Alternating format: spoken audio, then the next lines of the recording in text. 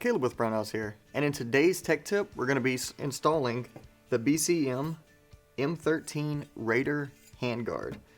So this particular rail system, if you're not familiar with it, it's one of the beefiest yet lightweight handguards on the market.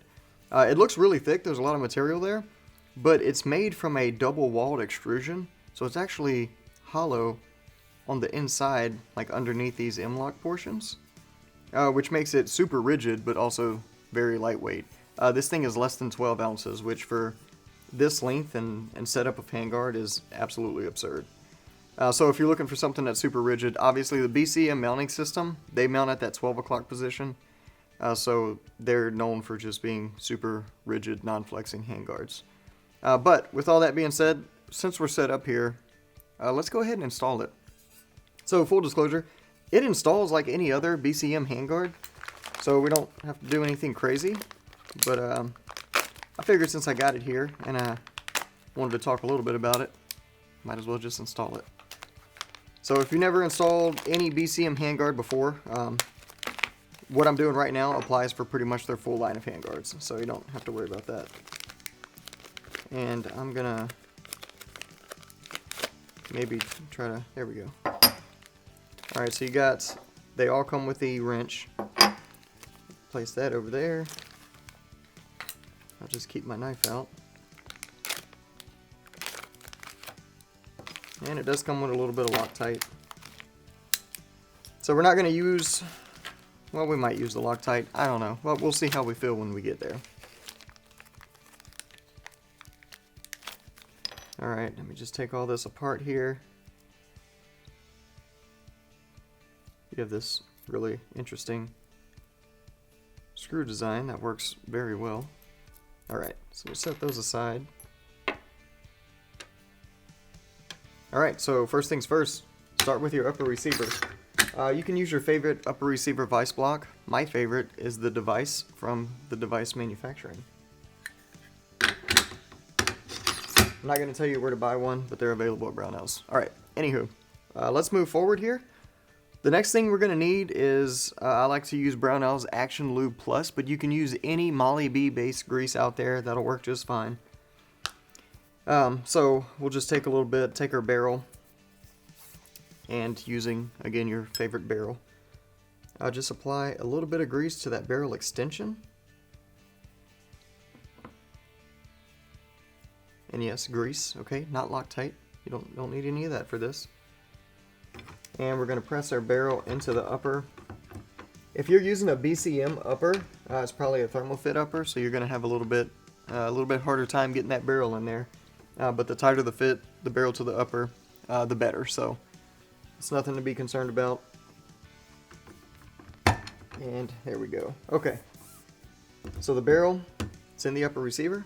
Now we need to take the provided barrel nut and install that. I'm going to take some more grease and I'm going to put it on the threads inside of there. And just kind of spread it around a bit. And another important area to get some grease, I find, is the front shoulder on that actual barrel extension. So we'll just put it in like 3 places and it'll spread around as we tighten that barrel nut down. Alright, so we're done with the grease. We can put that away before I drop something into it. And let me clean off my hands here real quick.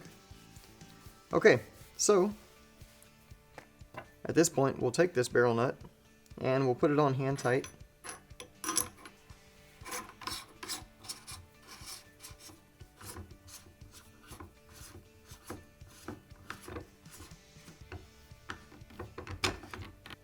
Alright, so now we'll take our wrench and the torque wrench here.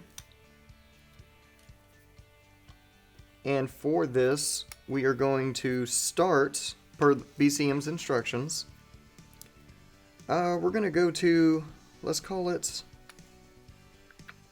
30 foot-pounds. You know what? Let's get crazy. Let's go 35. Alright. So, what we're going to do at this point put our wrench on, put our torque wrench 90 degrees to said wrench.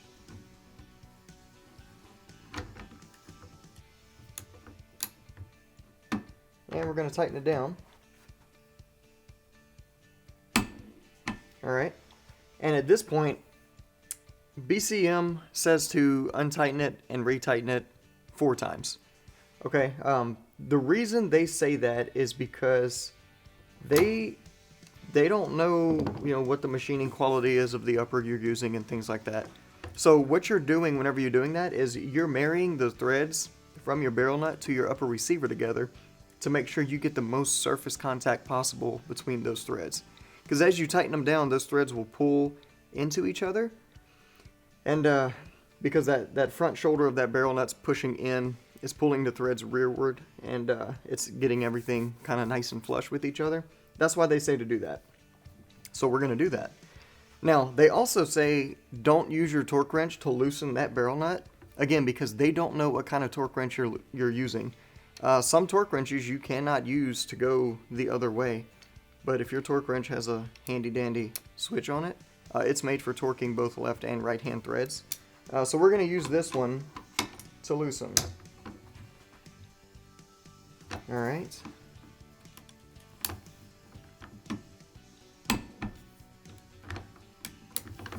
That's 2.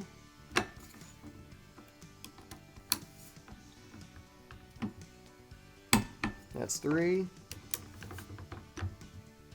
And for this one, we're just going to go ahead and go to full torque on here, which they say between 40 and 50 foot-pounds. So we're just going to go to 50 foot-pounds.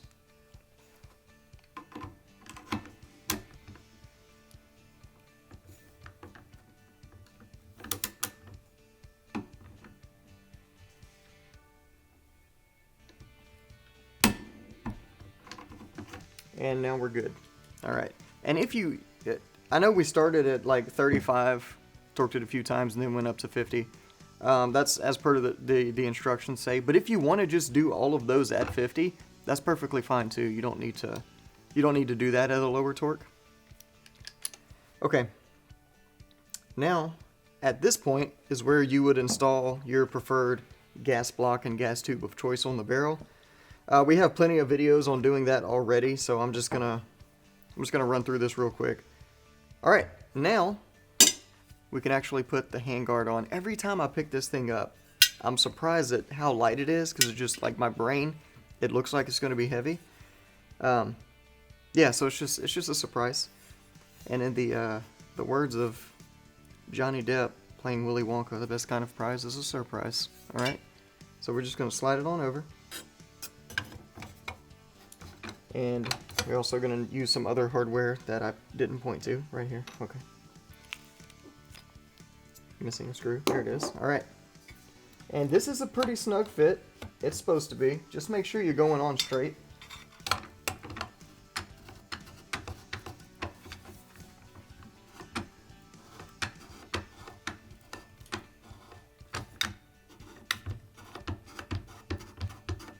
Alright, and when we get close to the back here, we're going to take this little, I don't know the proper name for it, so we're going to call it the thing.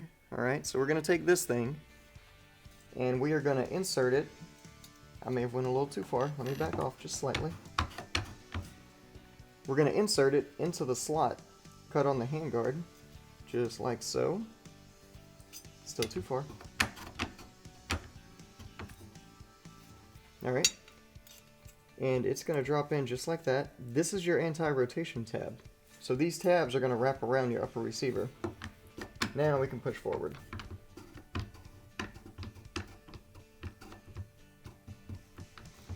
Alright, now we need to stop twisting because we're at the anti-rotation point. So we're going to need to push this handguard on. And if you have a non-marring hammer or a bench block, you can use it to tap the front of it and just to seat it. We'll just use the, you know what? We'll use the hammer. So honestly, this is one of my favorite Brownells products because I use the heck out of this thing. One end's brass, the other end is a nylon Delrin type material. And we're just going to do gentle taps.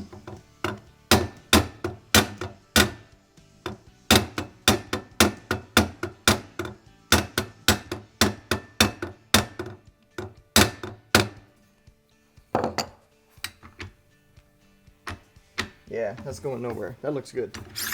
All right.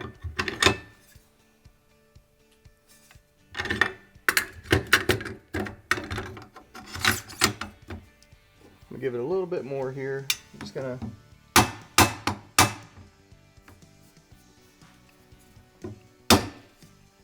all right, perfect. Now, at this point, we need to make sure the holes in our handguard are lined up with the slots cut in the barrel nut. Because if you don't, this is going to be very difficult.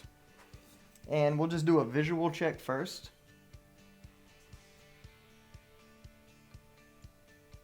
Alright, and then we'll see if we can get a screw to seat. You don't need the block yet, because we're just checking fitment here. That goes straight through. Alright. So now, notice these two screws are different. One has this scalloped head on it, and the other is just flat. Alright, so what we're going to do is we're going to take the screw with the scalloped head and these blocks. So we're going to place the one block on one side, which we'll start with this one, and the other block on the other side. And the cut on the actual block itself, that just needs to match the angle on the handguard, so it should sit flush, just like so. And then you can drop it at least once. That's usually helpful. Okay, then we'll take that scallop screw first, put it into the recess there, the non-threaded side, push it all the way through, and then now we're going to need to torque this down. Okay, so we were working in foot-pounds, alright? This is very important because now we're switching to inch pounds, alright? Inch pounds, we're no longer doing foot-pounds. Okay, let's get back to it. Alright, we're going to need a torque wrench that does inch pounds, so I'm going to use the Brownells one. The bit I'm going to use, just because I have my driver set here already, is going to be the Fix-It sticks. And I believe, yep, so T15 is the size. And my torque wrench is already set. So torque specs on this is 30 to 40 inch pounds, alright? And I'm just going to snug it up. I'm not going to go full torque yet. Or actually, take that back. Yes, I am. Alright. So we're going to go full torque. Okay, now, here's the deal. We need to make sure on this that one of those scallops line up with the hole so that the end of this screw can go through, and I'll show you what that looks like in just a second. So, what I like to do with this first screw is go to, what did I do? I did 35 inch pounds, okay? So that's right in the middle of the torque range. And then I just adjust it so that a scallop lines up, whether that's the next one or the previous cut, if you can kind of see what I'm talking about there. Alright, so what I'll do is put my wrench in, and I'm going tighter. It doesn't really feel like I got much left to go tighter, so I'll just back it off until it lines up.